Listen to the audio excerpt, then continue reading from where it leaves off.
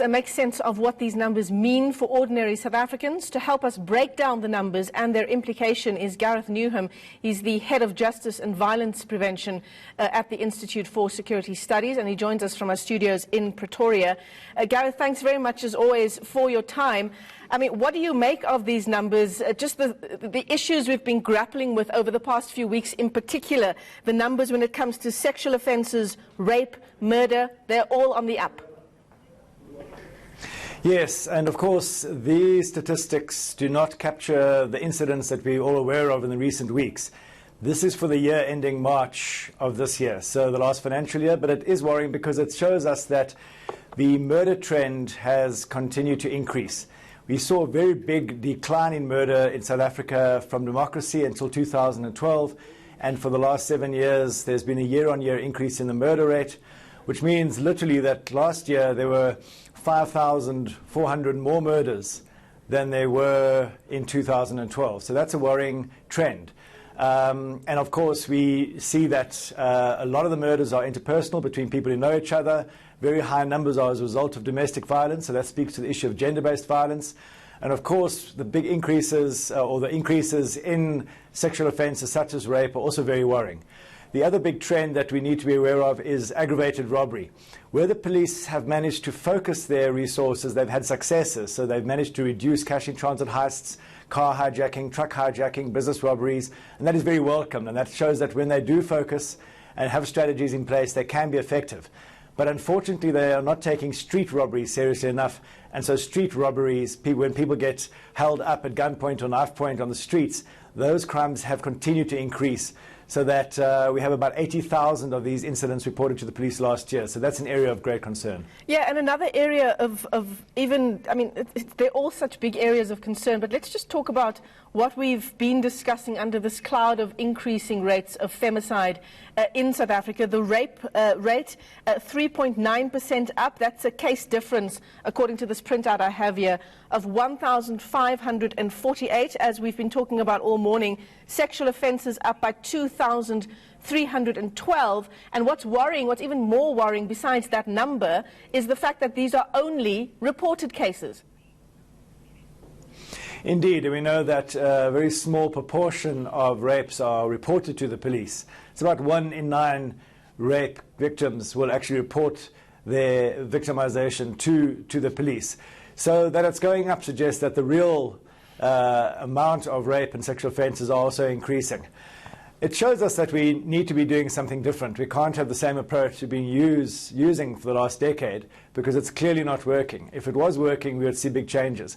We need to see multiple approaches now. It's not just something the criminal justice system alone can deal with. Of course, we do need to see an urgent police reform program in place. The police annual plans and strategic plans haven't changed very much.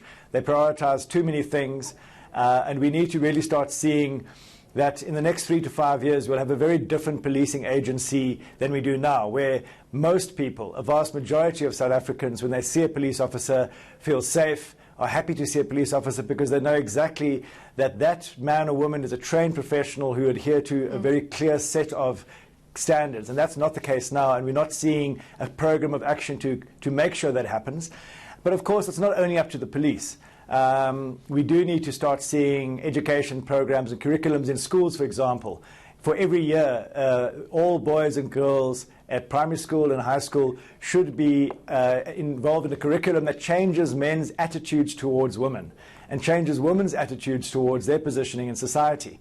So that by the time they're adults, men and women see each other as equals, as partners, because at the root of all this violence against women and gender-based violence is men's attitudes. And so until we start seeing curriculums that work, and there are very promising examples of such in Kenya and other parts of Africa which have achieved a massive turnaround in behavior and attitudes of men towards women, we need to see that being fundamentally rolled out across the country, because at the end of the day, that's actually what's going to start shifting our attitudes. Yeah, and it needs to be done as a matter of urgency. Gareth, you're talking about, seeing improvements in the numbers when it comes to things like cash-in-transit robberies, and that's when police have really focused their attention, as we know, on that issue. We've just spoken to the CPF in Nyanga that is still retaining its infamous tagline of the murder capital of South Africa. I mean, clearly, police are not doing things differently, and if they are, what they're doing is not working. What do we need here in terms of just a total overhaul? Well, the National Development Plan that was adopted by the government in 2012 highlights a critical issue. It says that there's a serial crisis of top leadership or top management in the South African Police Service. We have 230 generals who are responsible for everything that happens in the South African Police Service, about resource distribution, training, about the analysis of data, crime intelligence, investigations. Now, many of them are really highly skilled men and women of integrity who've got a lot of experience, but unfortunately, during the years of state capture and even before that, the police were highly politicized. And so too many people have been promoted into these top positions who perhaps do not have the necessary skills, experience, and integrity to fulfill the functions of those posts. That means that the top leadership cohort of this large 193,000 personnel organization called the South African Police Service is not functioning coherently and strategically. So the National Development Plan recognizes this and called for establishment of a National Police Board to independently assess each of these 230 generals, for example, so that where it is found that people do not have the necessary skills, they can perhaps be up-trained. If they found they're really not fulfilling their job functions, they can be removed or retrenched out of the South African Police Service, and then those posts filled with only the best possible men and women. Because until we start with a revitalized, highly skilled professional team of men and women at the top of the SAPS, we're not going to see real changes in policing. Police reform has to be driven from the top. Everybody has to know that the man and woman who's a general is somebody that really knows their stuff and is highly experienced. So that's step number one. And that could be done literally in the next 1 or 2 years. And good generals would be, the authority would be enhanced. Then we also need to recognize that murder is not taking place everywhere. You mentioned Nyanga. Well, literally 30 police precincts in South Africa record 20%, or 1 in every 5 murders. If you look at where half of murders take place, it's actually only 149 police precincts out of the 1,150 odd precincts, which means we don't need to have massive murder reduction strategies everywhere. Yeah. But we do need to see that in those precincts there are dedicated murder and robbery units where the police detectives are skilled and trained and only focus on those cases to make sure the perpetrators are brought to book. That will start bringing the murder rate down. But it's not only up to the police. As the Minister said, that there are high levels of murders as a result of domestic violence, of interpersonal violence. Then you need other interventions about controlling the use and misuse of alcohol. It's about changing attitudes. And so other departments and civil society organizations, NGOs, and even the private sector could play a big role in developing specific detailed murder reduction strategies in those 150 precincts.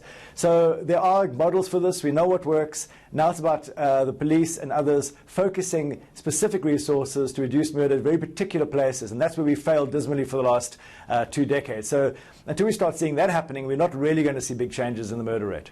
Gareth Newham, thanks as always for giving us your perspective on the underlying issues behind these crime statistics. He is the Head of Justice and Violence Prevention at the Institute for Security Studies.